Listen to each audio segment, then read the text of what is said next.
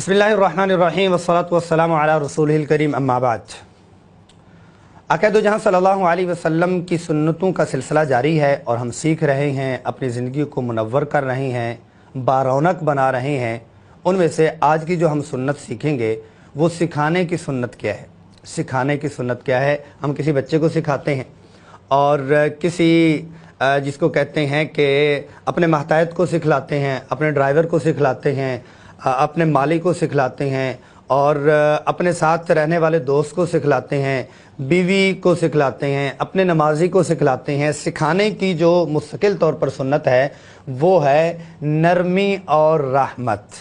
नरमी और रहमत, क्योंकि आप सल्लल्लाहु अलैहि वसल्लम ने, हमें मिलता है अनस रज़ियल्लाहु अन्हु को कि आप सल्लल्लाहु अलैहि वसल्लम ने इतनी नरमी फरमाई कि क्यों का लफ्ज़ भी सारी ज़िंदगी आप सल्लल्लाहु अलैहि वसल्लम ने इस्तेमाल नहीं फरमाया कि लिमा फ़अल्ता हाज़ा व लिमा मा फ़अल्ता हाज़ा, कि आपने ये क्यों किया या आपने ये क्यों नहीं किया।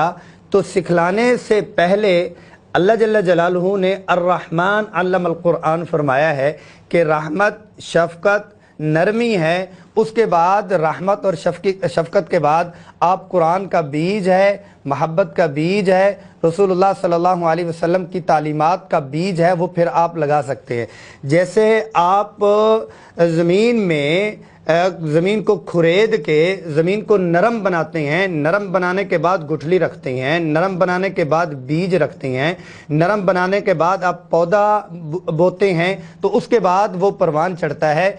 ऐसे ही तालीम का पौधा, ऐसे ही कुरान का पौधा, ऐसे ही तहज़ीब का पौधा, ऐसे ही सकाफ़त का पौधा, ऐसे ही आदाब के पौधे, फूल, पत्तियां और पूरा का पूरा बागीचा आप अगर लगाना चाहते हैं किसी एक दिल में, किसी एक शख्स में, किसी एक आँख में, किसी एक मुआशरे में, तो उसके लिए क्या है, सबसे पहले आपको जो गोडी करनी होगी वो नरमी की करनी होगी, वो नरमी की करनी होगी, वो नरमी की करनी होगी। आप हमारे यहाँ एक यूँ कह लें कि मुस्तकिल तौर पर कुरान पढ़ाने की जो सुन्नतें हैं उनमें से मुस्तकिल तौर पर आप देखते हैं कि वो नाज़रा कुरान हो या यूँ कह रहे हैं कि हिफ्ज़ुल कुरान हो या ये है कि तालीमे बालगा जिसको कहते हैं बड़ी उम्र वाले हों, तो हम इस चीज़ का इस्तेकाक समझ लेते हैं। जनाब उस्ताद हूँ, हमने तो मारें खाई हैं, हमने तो सख्तियाँ बर्दाश्त की हैं,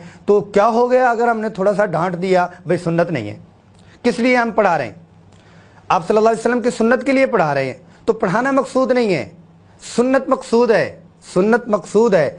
अगर उसका तरीका ही दुरुस्त नहीं होगा तो साफ सुथरा नहीं होगा, उससे गुजरने वाला जो अमल है वो कैसे साफ सुथरा होगा? एक पाइप है, उससे आपने पानी को गुजारना है, पानी को पहुंचाना तो आगे आपने है, लेकिन साफ सुथरा, ताहिर, तय्यब, पकीज़ा, मीठा पानी, अगर उस पाइप में गंदगी होगी, वो साफ सुथरा पानी तो है, वो उस गंदगी से गुजर के जाएगा तो वहाँ आगे उसके असरात क्या होंगे?